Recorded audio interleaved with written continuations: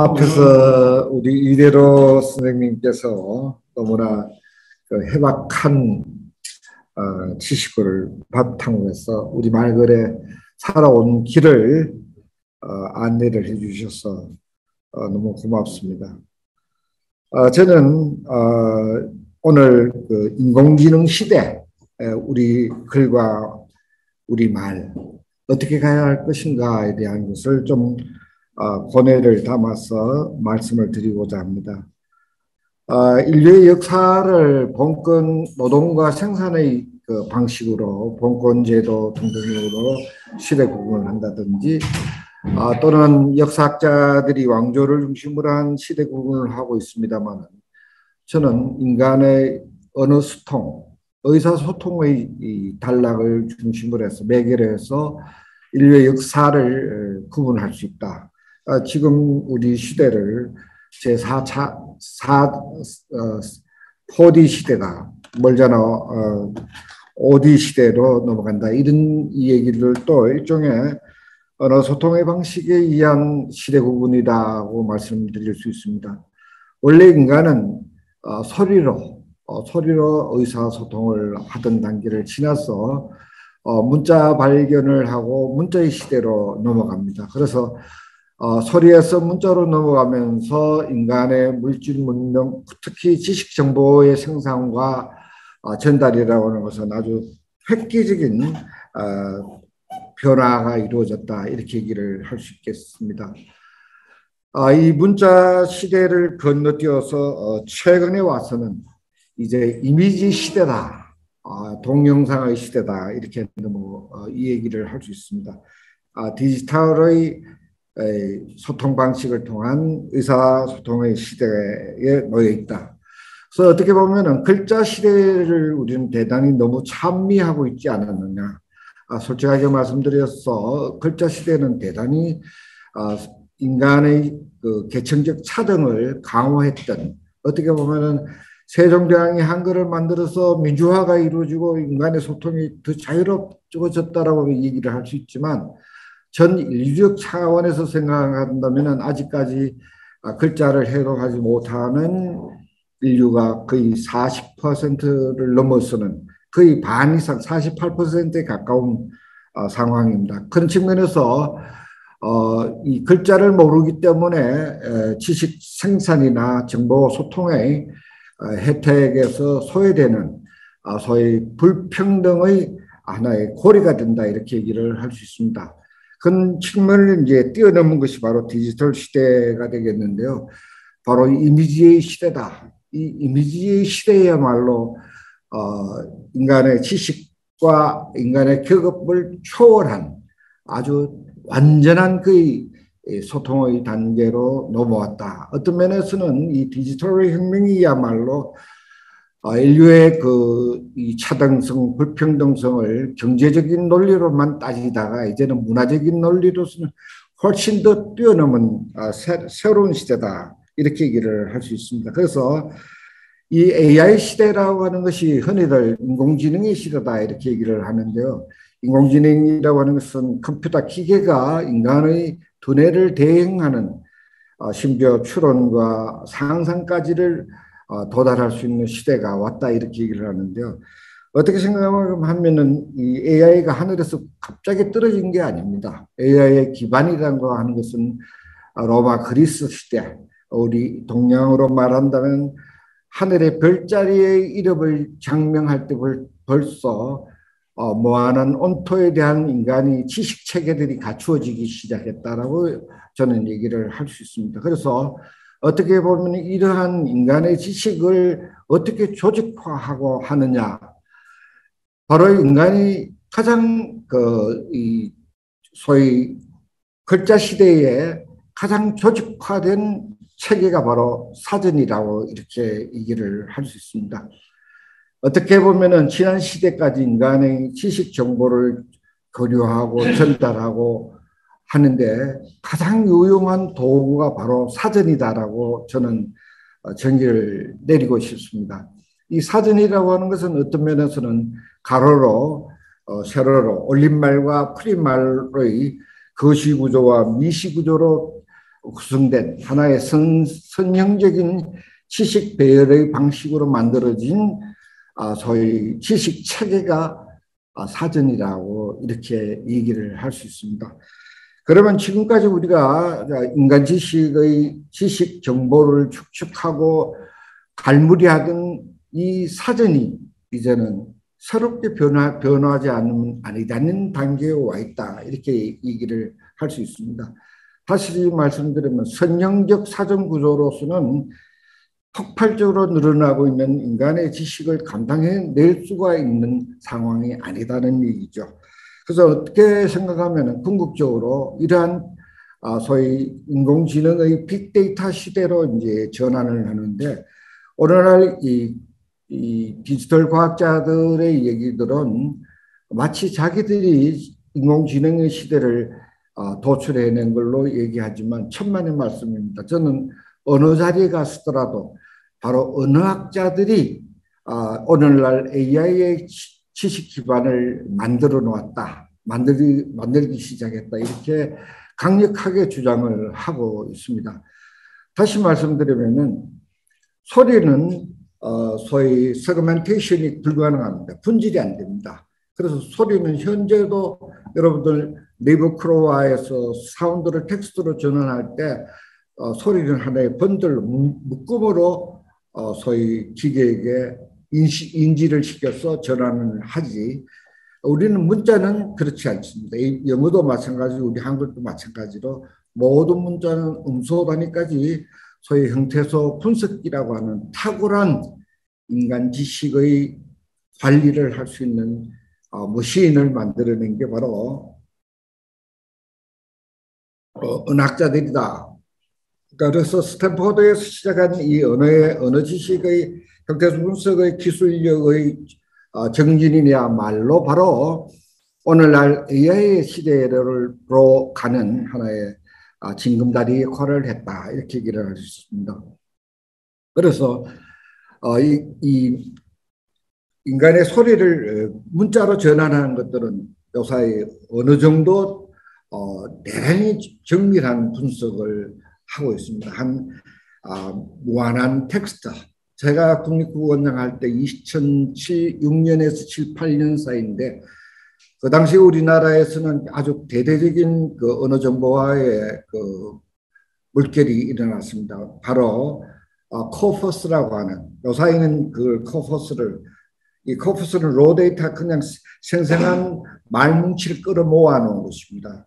우리 국립국어원에도 약 68만 어절의 말뭉치 신문기사라든지 방송 내용들을 그냥 텍스트로 전환한 빅데이터가 되겠죠.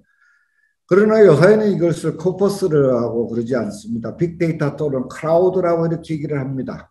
다시 말씀드리면은 이 코퍼스의 데이터들을 보다 중층적으로 아까 얘기한 대로 선형적인 것이 아니고 중층적으로 소위 분석을 한 것인데요. 사전이 가지고 있는 한계가 바로 이 선형적 분석이기 때문에 사전이 어떤 문제가 있느냐면 제가 2007년도에 이미 이 문제를 제기를 했습니다. 표준국어 대사전에 밀물과 슬물이 뜻풀이가 전혀 다릅니다. 쉽게 말씀드리면 밀물은 내가 질필하고 슬물은 최영기 박사가 질필하면 서로 관점이 다르기 때문에 따로따로 보면 똑같지만 밀물과 슬물이라고 하는 것은 물이 달과 인력의 관계에 해수가 올라오느냐 내려가느냐의 문제입니다. 그러나 그것을 과학적으로 설명하면 훨씬 더 이 뜻풀이가 길어질 수도 있습니다. 그러니까 상대방과의 차이. 그러니까 다시 말씀드리면은 낱말 뭉치들이 가지고 있는 소위 이 기계적 또는 정확도를 측정할 수 있는 방식이 없었던 거죠. 그러나 지금은 이제는 완전히 다른 시대가 되었습니다. 소위 온토로 존재물이죠. 존재에 대한 설명을 한 것을 하나의 라지컬한 입체적인 3차원식 공간 또는 심지어는 시간과 공간을 초월한 이 상상력의 세계까지를 지향한 AI 인공지능의 방식으로는 이 지식체계가 대단히 입체적으로 구성이 될 수가 있습니다. 그런데 제가 깜짝 놀란 것이 저도 국어학자지만 국어학자들이 이런 부분들에 대단히 많은 연구를 했지만 실질적으로는 천만의 말씀입니다. 제가 국어원장으로 있을 때 우리 국립식물원장님이 저에게 찾아왔습니다. 도대체 국어학자들 때문에 우리가 못 살겠다는 얘기예요. 왜 식물학의 용어들이 쉽게 말하면 제비꽃이라고 하는 것은 변이종이 186종이 있습니다. 소위 한라산 제비꽃, 지리산 제비꽃, 이것이 생물학자들은 DNA까지 조사를 해서 제비꽃이 186종의 변이종들을 디테일하게 과학적인 성분 분석까지 해서 이 제비꽃의 트리 다이어그램을 그려놓고 있는데 너 국학자들이 무슨 권한으로 제비꽃을 너무 마음대로 이름을 장부해서 사전에 올리느냐는 얘기죠. 그러니까 어떻게 보면 국학자들이 대단히 오만스럽다는 얘기를 저는 드리고 싶습니다. 사실은. 그래서 어떻게 생각하면은 전문 용어도 마찬가지입니다. 제가 최근에 대전에 표준연구소에서 구축해 놓은 데이터베이스를 들여다보면 깜짝 놀랄 정도입니다. 한 예를 들어서 음식 용어 하나만 하더라도 음식에 관련되는 모든 빅데이터를 가지고 이것을 전부 다 6단계, 7단계까지 소위 재료, 음식이 월별 어떤 음식이냐, 여기에 부재가 뭐가 들어가느냐, 식품이냐, 육류냐, 전부 다 이 하위 분류를 해서 한 예를 들어서 음식 용어 한 가지만 하더라도 이렇게 다층적인 트리 다이어그램으로 소위 의미망이라고 그러지, 의미망을 조직화해서 사전에 이 단어의 뜻을 정확하게 명시를 하고 있는데 아직까지 우리 국학자들이 가지고 있는 표준국어 사전은 오류투성입니다.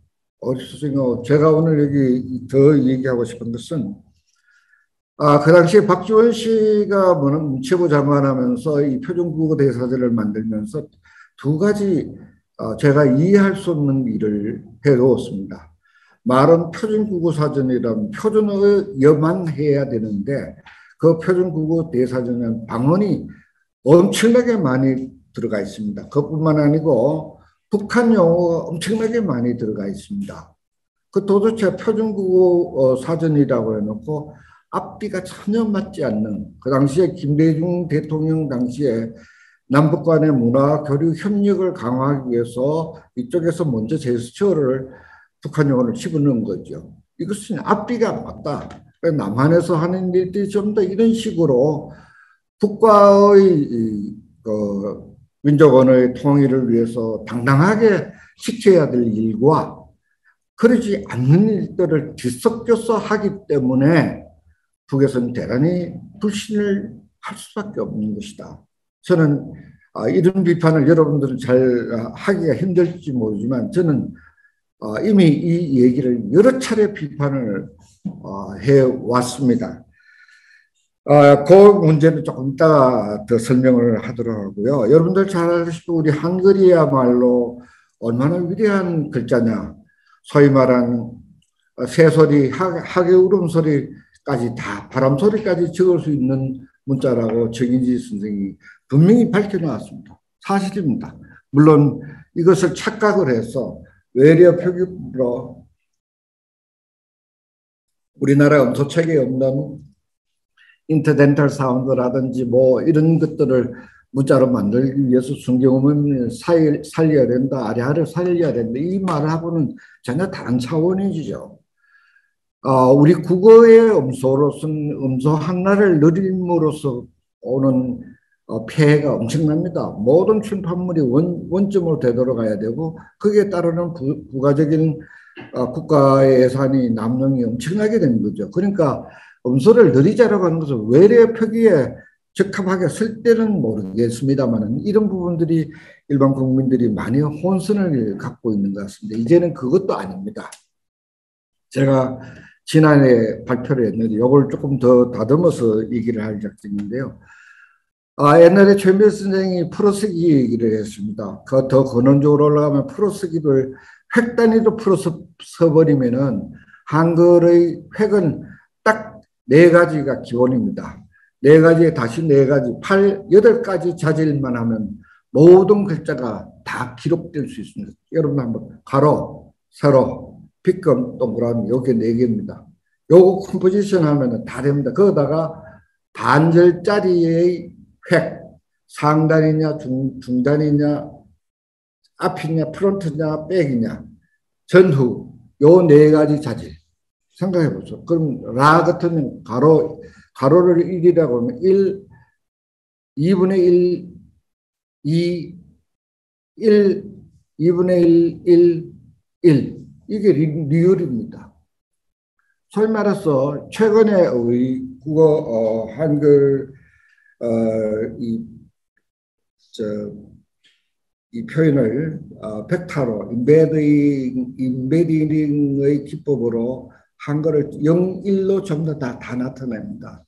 여러분들 이 전 세계에서 다양한 색깔을 디지털로 전환하면 01, 01의 컴포지션으로 모든 색깔이 다 전달돼서 디지털 색깔로 나타나는데 한글이야말로 전 세계 어떤 문자보다도 8가지 자질로 전 세계 물론 조금 더 추가돼야 되겠죠. 아까 얘기한 대로 우리 국어의 음소에 없는 음소까지를 만들어 넣는다면은 가장 최소한의 자질로 소위 디지털 랭귀지로 소위 그 알고리즘 언어로 활용될 가능성이 대단히 높다. 이제는 한글을 뭐 우수하다, 뭐 세계적이다 이런 얘기할 단계가 아니에요. 어떻게 하면 한글을 더 과학적인 문자로 디지털 전환 문자로 사용할 수 있는가를 이제는 깊이 연구를 할 단계에 와 있다. 제가 그 초를 지난해 인문학 포럼에 제가 간단하게 한번 발표를 한 적이 있습니다만은 그날 마침 그 IT 쪽 전문 교수들이 깜짝 놀라면서 이거 진짜 한번 이 특허 출연도 필요하겠다 이런 얘기까지를 나누었습니다. 결론적으로 말씀드리면은 이제는 한글을 지키자, 한글을 보호하자 이런 단계가 아니라는 얘기예요. 아까 우리 이래로 선생님도 남북한 언어를 통일을 하자 이 통일 이제는 그보다 훨씬 더 높은 차원에서 우리가 접근을 해야 될 필요가 있다. 제가 전문 용어 부분 뒤로 조금 돌리고요. 사전 부분으로 다시 되돌아가겠습니다. 제가 2006년도에 제가 국립국원장을 맡으면서 가장 큰 일들이 바로 그 전까지 주로 관악파 교수님들이 주로 한글과 한자를 공용하는 그런 분들이 원장을 맡았습니다. 그러나 저는 사실은 방언학자입니다. 방언학을 전공한 사람입니다. 그래서 표준 사전을 너무 강조하는 데 대한 저는 지금도 내일 모레 사투리의 눈물이라는 저희 또 책이 하나 나옵니다. 뭔 얘기냐면은 이렇게 다양한 시대에 무조건 표준만 중요한 게 아니라는 얘기죠. 그러니까 다양성 자체를 살려내는 방법은 언어의 다양성은 사투리에 있다. 각 지역에 있는 지역민들이 사용하고 있는 언어를 표준어에 가급적이면 많이 올라와야 되는데 그 올라가게 못하게 만든 사람들이 누굽니까? 서울의 표준어 규정대로 서울에 교양을 가진 사람, 서울 토박이 누굽니까? 표준어 규정은 서울 시민 20만 명, 28만 명 시절 때 만들었던 규정입니다. 일본 동경에서는 도쿄 그 LR 바운다리 안에 있는 말을 표준어로 쓴다는 거 폐지 1948년도에 없앴습니다. 여러분들 자꾸 그 우리는 못 없앴어. 내가 그걸 없애려고 그러다가 결국은 저항해. 고려대학 팀들한테 내가 온갖 페이스북에 욕을 얻어먹으면서 내가 마지막에 참다 안 돼서 제가 경찰에 고발했다가 그냥 풀어줬습니다. 누군지 알 겁니다. 대한민국이 이런 나라다. 그래서 제가 그때 했던 게 바로 표준국어를 넓히기. 이건 저의 생각이 아니에요. 이미 환산 이윤재 선생님이 분명히 밝혀놨습니다. 환산 이윤재 선생님이 전등어와 강립어라고 하는 용어 데피니션을 내려놨습니다. 소위 말하는 어물론적 변이형과 어원적 변이형을 달리해서 개구리와 깨구리를 사전에 다 넣어버리면 이건 너무 혼란스럽다. 소리, 깨구리와 물론 그게 개가 어두에 된소리가 됐느냐 안 됐느냐를 따진다면은 필요한 건데 그거는 은학자들이 할 일이고 소위 말해서 그 환산 선생 얘기로 전등어라고 하는 것은 소위 강냉이하고 옥수수는 다르니까 강냉이나 옥수수 중에서는 하나는 반드시 표준어로 써야 되는 이 얘기입니다. 그러나 그 당시에 조선어학계 사전, 큰 사전 만들 때는 방언조사를 일일이 못했던 거죠. 그 지금이라도 표준국어 사전을 만들기 위해서는 그 조사를 새로 방언조사를 해서 표준어를 대폭 늘려줌으로써 민족 언어가 사용도가 넓어지고 그걸 더 확대하기 위해서 남북 교류가 필요하다는 겁니다. 그래서 제가 북한의 문영호 선생하고 야, 그 소리 나는 그 사람들 만나면 되게 큰 소리 치고 합니다. 아, 너무 그는 쓸데없는 소리 하지 마라. 나 이런 얘기 여사로 합니다. 술 한잔하고 평양 가서 제가 그 제안해서 진짜 당신들 민족 통일을 진정으로 원하고 민족어를 서로 인정한다면은 남북 방언조사하자. 우리 남쪽 학자들 올라가서 조사하고 너도 내려온나? 안 될지 알죠. 북에서 그 허락합니까? 안 합니다. 그래서 정 안 되면 너가 조사하고 우리는 우리 조사하자. 해서 만든 책이 남북 방언조사 질문지까지 만들었습니다. 2006년도에 제가 만들어내었습니다. 4차례 걸쳐 시험 조사를 했습니다. 그것을 진행하고 있는 과정에 아까 우리 이대로 선생님 말씀 계셨습니다만 평양에서 남북 회의가 열렸습니다. 그 자리에서 호텔에서 누워 자는데 홍모 교수가 나보고 밖에 좀 나오나 내려갔더니 어디 뭐 울룩불룩하게 생긴 사람들이 좀 검은 옷 입고 온 사람들이 그 남북 방언조사 사업은 돈이 안 된단 말이야.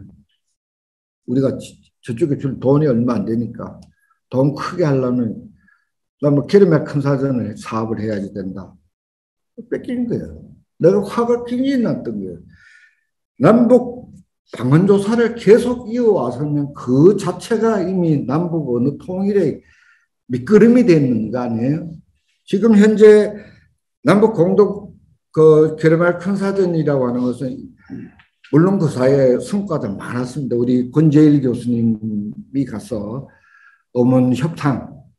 야, 너가 계속 존법칙하고 이게 왜서 그것을 안 넓습니다. 절대로 포기 안 합니다.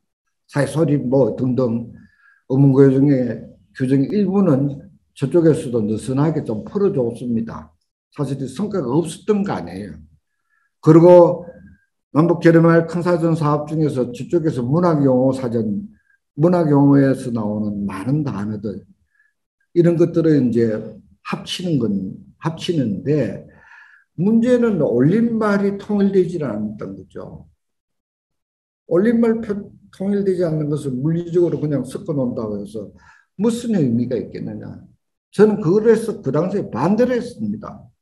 지금 AI 정부 시대에 바로 이거는 아무 의미가 없는 거예요. 그냥 디지털 데이터, 빅데이터로 끌어모아 놓으면 되는 건데 이거 한다고 원래는 한 10법 7년짜리 사업이 지금 거기에 이제 딸린 식구들이 엄청나게 많아요. 미나협 쪽 사람들하고 다 달들어서 거기서 계속 요구하는 건 돈 내놔라는 겁니다. 돈 안 되면은 종이를 사서 보내라. 그럼 컴퓨터 사서 보내라. 그래서 저는 생각으로 그렇습니다. 남쪽에서 전적으로 진짜 남과 북이 언어의 통합과 합의를 위한다면은 허심탄회하게 우리의 한계 이 넘어는 안 된다. 이건 위법이다. 내 수갑한다. 라고 얘기를 해야지 되는데 그 얘기를 할 사람은 없습니다. 가서 좀 더 손들고 흔드는데 그래서 저는 생각하고 남북 교류 사업 자체가 진짜 결기가 있고 남북의 통일을 진정으로 원하고 민족의 정신을 갖지 않는 사람들이 나서면 안 된다라고 저는 생각합니다. 그런 측면에서 이 남북교류말 컨사전 사업도 이제는 한계에 와 있다. 아까 제가 앞에서 말씀드린 AI 빅데이터 시대에 와 있다. 그러기 위해서 우리가 해야 될 일이 두 가지가 있습니다. 하나는 기초조사를 해야 한다. AI가 갑자기 뭐가 푹 쏟아져 지가 알아서 만들어주는 거 아닙니다. AI를 활용하려면 제일 중요한 크라우드를 만들어야 됩니다. 데이터를 양질의 데이터를 많이 가져야지 그게 성능이 좋은 AI로 인공지능이 만들어지는 거지. 개코로 안에 들어갔는가 아무것도 없는 빈 깡통으로 뭘 만들겠다라고 하는 것은 말이 안 되는 소리죠. 그래서 저는 지금이라도 늦지 않다. 남과 북에 있어서 언어도 중요하지만 민족도 대단히 중요합니다. 사람들의 살아가는 모습들, 사람들이 일상에서 뭘 생각하고 뭘 하느냐라고 하는. 제가 전국 방언조사를 다니면서 늘 느꼈던 게 그거예요. 저는 방언조사를 가면 제일 먼저 하는 것이 의식주에 대한, 한 예를 들어서 제사 음식이 세상이 엄청 바뀌었는데도 제사 음식은 아직 고대 시대와 연결되어 있습니다. 한 예를 들어서 저는 경상도 출신이어서 경상도 예를 들면요. 경북 안동 사람들은 문어가 없으면 제사 못 지냅니다. 그런데 우리는 포항 쪽, 경주 쪽은 문어 대신에 돈베기라고 하는 게 있습니다. 상어고기. 돈베기가 표준국어 사전에가 없습니다. 표준국어 사전에는 돈박고기라고 되어 있는데 그거하고 달라요. 상어고기를 이렇게 편으로 떠서 소금에 절여놨던 게 그게 돈베기예요. 우리는 돈베기 없으면 제사 못 지냅니다. 그런데 놀랍게 경주 진량 고분에서 뭐가 발견됐느냐면 상어의 등뼈가 발견이 됩니다. 상어 등뼈. 그게 신석기 이전에 다시 말씀 우리가 지금 경상도 사람들이 돈베기 고기를 제사상에 올리고 제사국을 탕국은 반드시 상어뼈가 있는 돈베기 그 돈박고기 척추가 달린 그거를 넣어서 국을 끓입니다. 바로 신석기 시대 때 경주에 살았던 사람들은 바로 상어를 그렇게 했다는 것이 무덤 속에서 나온 거죠. 놀라운 일이 아닙니까? 그뿐만이 아니고 그 서울 사람들은 오물놀이, 사물놀이입니다. 그런데 경상도는 사물놀이가 아니에요. 오물놀이 하나 더 있습니다. 하나가 뭐냐면 딩각이라는 게 있습니다. 제가 고령 지역에 방문조사를 하다가 이 딩각이 뭘까? 딩각이 바로 방구대 안각하에 나발 부르는데 이 나발에 오동나무로 딱 아주 처음으로 붕 하는 소리인데 그게 이제 저쪽 함경도 쪽에는 그 소라로 불어서 박주라, 주라 이런 이름이 붙는데 바로 이런 것들이 사투리 속에 들어있는 살아있는 우리의 전통과 민속 이런 것들이 있죠. 그래서 저는 생각으로 새로운 정부에서 저는 통일부 장관께도 건의를 했습니다. 이 결말 컨사전 사업은 더 이상 극복할 길에 이미 5년, 6년 동안 문이 닫혔습니다. 박근혜부터 시작해서 문재인 정권 동안 결말 컨사전 사업은 뭐 뒷거리는 할지 모르겠습니다. 아마 미나야 쪽 사람하고 저 베이직에서 만나는 일은 모르겠는데 이 실제적 사업은 하나도 추진되고 있지 않습니다. 원래 7년 한시법으로 되어 있던 그 법이 또 연장이 되어 있어서 그 도대체 왜 이렇게 이런 그 고비용 저효율의 일들을 하고 있느냐. 확실히 개편하자 해서 이 꼭 언어만 아니고 우리 민속이라든지 이런 삶의 터들 이런 것들을 남과 북이 직접 관심을 가지고 민족적 동질성을 유지하기 위한 하나의 접근이 필요하다. 그리고 이제는 이거를 절대로 정부기관이 맡아서는 안 된다. 왜 정부기관이 맡아서 발목이 잡혀서 옴짝달싹도 못하고 돈 몇 푼 줄 거 있으면 주면 됩니다. 나는 그렇게 생각해요. 그거 주면은 걸리게 돼 있단 말이에요. 제가 대학에서 학생처장으로 일하다가 그 당시 한청년 출범식, 3기 출범식을 제가 담당을 했는데 학생들이 출범식 하면 돈을 내놔라 그럽니다. 그래서 화장실이라든지 사실은 학생들 안전시설을 보호하기 위해서 학교에서 그 돈을 지원 안 할 수 없습니다. 현실적으로. 했더니 행사 끝이 나고 난 뒤에 검찰에서 제가 고발이 되었어요. 이적단체에게 돈을 지급한 걸로. 그래서 저는 그래서 검찰에 분명히스러운 흔적들이 남아 있습니다. 여러분들 생각해보세요. 난 지금 뭐 생각하니까 억울하게 짝이 없는 거예요. 그리고 저 2년 전에 제가 문체부에 나는 한글 유공자 받을 당당한 자격이 있는 사람입니다. 세종학당 설립을 했죠. 그런데 유공자 최종 평가 다 끝나고 난 뒤에 뭐로 걸리느냐. 블랙리스트에 딱 걸려갖고 훈장 못 받았습니다. 세상이 이렇습니다. 그래서 저는 뭐 안 받아도 저는 그 받을 생각도 없습니다만 진짜 우리가 한글 운동하고 민족을 생각하고 좀 솔직해지자. 솔직하고 안 되는 건 안 된다 그러고 되는 건 되고 만일 그 게르마케 사전 사업 소위 행정감사라든지 하면은 다 걸립니다. 그런 위험한 일을 행정공무원들이 하려고 하겠습니까? 안 됩니다. 그런 한동안에 나만의 이념적으로 진보냐 보수냐의 문제가 아니고 나만의 행정의 시스템 자체가 그것을 극복할 수 있는 그런 게 아니다. 그런 측면에서 나는 생각으로 우리 한글학회라든지 전통이 있는 이런 민간 학술단체나 민간단체가 남북교류 사업을 그게 원래는 조선어 사전 사업 정신하고 똑같아요.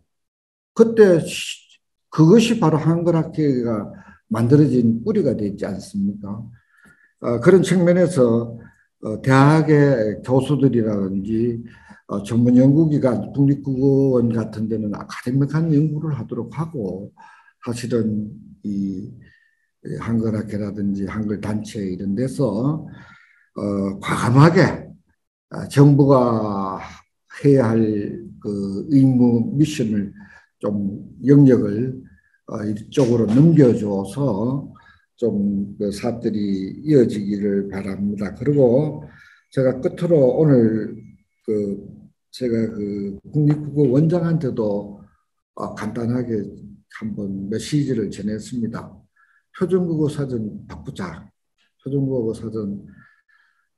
저는 사실 표준국어 사전에 대해서 굉장히 불만이 많은 사람입니다. 이거 정부가 하는 바람에 민간업자들 다 도산했습니다. 동아 출판사 사장이 바로 대구 경북 사람인데 그 양반 도산된 게 표준국어 대사전 때문에 동아 대백과 사전이라는 거창한 그분은 진짜 민족 이 국가에 대한 의식이 있었던 분이에요. 왜 국가가 이 사전을 만들고 표준이라도 제대로 된 표준 같은 건 모르는데 제가 사실은 표준국어사전을 국어원장 3년 동안에 연간 그런 3억 이상 투자해서 계속 고쳤습니다.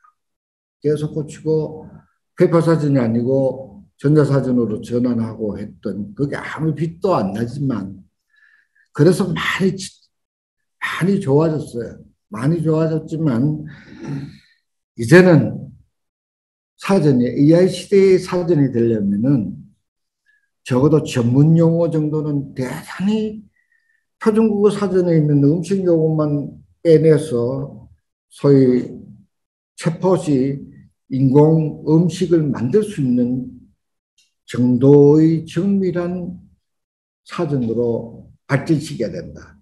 지금 모든 이 지식 정보의 관리 방식은 이렇게 발전되어 있는데 아직까지 여기에 있다. 이 갭을 소위 관에 있는 분들은意識 못해요. 여기 우리 최용기 박사도 국원의 부장으로 지냈었지만 보면 일 하기 싫어. 그거 하라 그러면 머리 아픈데 또 잘못되면 오만 요거도 먹으면서 안 하려고 그럽니다. 그러나 저는 내가 그 아는 무광위원회 국회의원들한테도 그 얘기를 했습니다. 표준국어 대사전 개편하는데 국가적으로 좀 지원하든지 안 그러면 민간 이양을 해라. 강하게 표준국어 사전에 이제는 민간 한글학교 얼마나 좋습니까? 한글학교에 전적으로 넣어가지고 그게 수정해 하고 보수하는 경비 다 넣어가줘라. 그럼 진짜 말이야. 훨씬 더 잘할 거예요. 전문가들 다 불러갖고 갑술회의를 하고 하면은. 그래서 제가 한 가지만 더 말씀드리면 세종학당 마찬가지입니다. 저는 진짜 세종학당 설립을 제가 주도하면서 심지어 국립국어원에서 왜 이런 이따구를 하느냐 이런 얘기까지 들었습니다. 그러나 그 당시 세종학당은 그 시대적 과제였습니다. 지금 178군데라고 자랑만 하는데 내가 세종학당을 들여다보니까 한심하기가 짝이 없어요. 세상이 얼마나 바뀌었는데 아직까지 세종학당을 통해서 대한민국 유학생들 교육기관으로 만들어 놨을 때는요. 지금 우리나라에 농촌 인구가 공동화되고 소위 건설 뭐 이런 쪽에 일할 사람 아무도 없습니다. 그래서 세종학당 문제는 바꾸어서 우리나라에 유입되어 들어오는 노동자들을 좀 양질의 노동자들을 데리고 오는 관문으로 전환을 해야 된다. 그런데 그게 전부 다 관여하는 사람들이 전부 다 한국어 교육학회, 국제교육 한국교육학회 이 머리 좋은 사람들이 앉아서 맨날 읽기, 듣기, 쓰기, 말하기에 외국의 이론에 뭐 적용 방법이 내가 그 교육학회 학술대회에 나갈 때마다 그때는 그렇게 얘기를 했어요. 웃기는 소리 좀 하지 마라. 이론은 너희끼리 하고 국가는 그런 거 아니다. 국가는 세종학당이 대한민국 발전에 어떤 역할을 할 것이냐가 중요한 것이지. 그게 한국어 읽기, 듣기, 쓰기의 이론적 모델링을 개발하는 곳이 아니지 않느냐. 그래서 제가 일본에는 야사시 니혼고라고 해서 쉬운 일본어 교재, 일본 사람들 참 대단합니다. 초급에서 중급 올라가는데 초급 어휘들이 기초어휘가 중급에 50% 반영됩니다. 중급에서 고급 올라가는데 또 50% 됩니다. 그럼 초중고 3단이 우리는 물론 6단계인데 축약해서 3단계를 거치고 나면 최소한 기초어휘를 몇만 개, 몇백 개를 익히도록 아주 기술적으로 교과서 그냥 안 만듭니다. 근데 내가 국원장 할 때 세종학당 교재 만들어라고 돈 뭐 1억씩 프로젝트 주면은 가위질 해가 찌찌찌 꺼가 여는 뭐 하십시오, 뭐 하세요, 여는 뭐 하십니까? 뭐 하세요. 그럼 내가 그 담당 집필자들 불러가 당신 이거는 왜 하세요 해놓고 이거는 왜 하십니까 이렇게 초책에 그게 중국 보고배는 문제 없어요. 해 요체하면 거기다가 기초는 소통이 되도록 해놓고 중국 보고배 올라갔을 때 정식으로 등급별 의문법으로 묻는 것이 적절할 것 같은데도 나는 이제 이론은 없습니다만 내가 체험상으로 그래서 하고 싶은 얘기가 많습니다만 오늘 이 정도로 하면서 제가 마무리를 다시 드리면 현재 제가 그 책을 하나 또 쓰고 있습니다. 인공지능 설계도라고 하는 책을 쓰고 있는데 빅데이터 설계 구축을 어떻게 할 건가 제가 전문 용어들을 어떻게 성층화하고 온톨로지로 구조화할 것인가 이런 부분들에 대한 그 관심을 가지고 저는 요새 주로 외국 책들을 많이 보고 있습니다.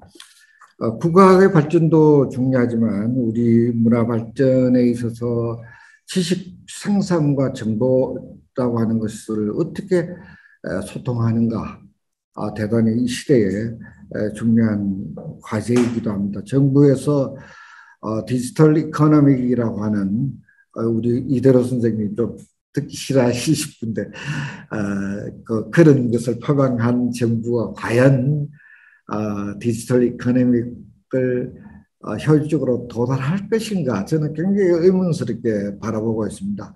과연 5년 동안 그런 성과들이 옛날 중화공업 박정희 대통령이 중화공업을 육성시키는 정도의 탄력과 속도를 갖는 가시적으로 국민들이 체감하기는 요원하다. 대단히 멀 것이다. 이렇게 생각을 하면서 우리 이 시대를 살아가는 한 지식인이라고 그럴까요? 우리가 좀 이 시대를 하나의 등불이 되기를 같이 손잡고 앞으로 나아갔으면 좋겠다는 생각이고 끝으로 우리 이대로 선생님 그동안 그 한글 발전을 위해서 진짜로 고생 저는 산정인으로 곁에서 때로는 저한테 굉장히 그 조금 제가 특히 거역스러울 정도의 그 공격도 하신 적도 많이 있습니다만 저는 그게 다 저에 대한 공격이 아니고 더 발전을 위한 것이라고 생각하기 때문에 저는 지금도 똑같은 마음으로 존경하고 있습니다. 감사합니다. 고맙습니다.